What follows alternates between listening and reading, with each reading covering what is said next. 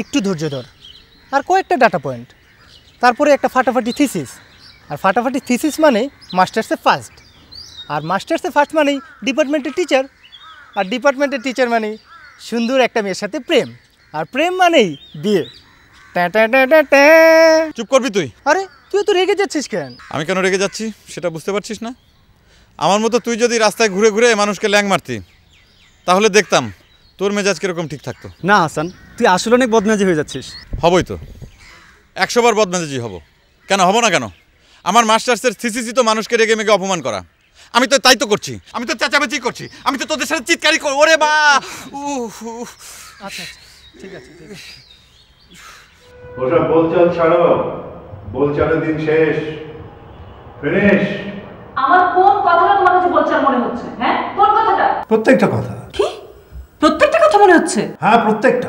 দেখো, সত্যি কথা বলার সাহস থাকলে পরিষ্কার করে বলো, আর যদি সাহস না থাকে তাহলে চুপচাপ মুখ বন্ধ করে বসে থাকো। তোমার না মুখ বন্ধ করে থাকা উচিত, কারণ তোমার মুখ খুলে যে সমস্ত কথা বেরোয় না সেগুলো হচ্ছে নোংরা, দুর্গন্ধ, আবর্জনা। আমার মুখ থেকে যদি নোংরা আবর্জনা বের হয় তো তোমার মুখ থেকে কি বের হয়? কি বের হয় বলো, কি বের কি বের হয়? হয় সেটা মুখে বলার মতো নয়, তোমার সামনে আমি বলতে চাই না। পারবে না তো বলতে, কারণ তুমি তো একটা ধুরন্ধর প্রকৃতির মানুষ। তুমি সোজা কথাকে পেঁচিয়ে পেঁচিয়ে ফেলো।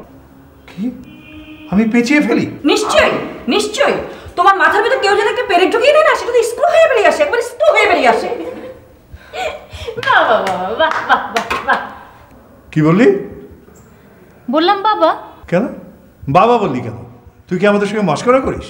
ছি বাবা, তোমার সাথে কেন আমি মস্করা করব? এসব তুমি কি বলছো? তাহলে তুই বাবা বললি কেন? আমি বাবা বলেছি তোমাদের অ্যাপ্রিসিয়েট করার জন্য।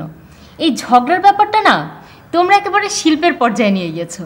তোমরা কি সুন্দর করে ঝগড়া করো, কি সুন্দর করে ঝগড়ার সময় কথা বলো, যে কেউ তোমাদের ভক্ত হয়ে যাবে।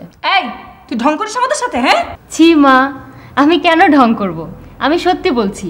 মনে নেই আমি ঠিক করেছি এখন থেকে রাগ করব না, মন খারাপ করব না, শুধু হাসি খুশি থাকবো।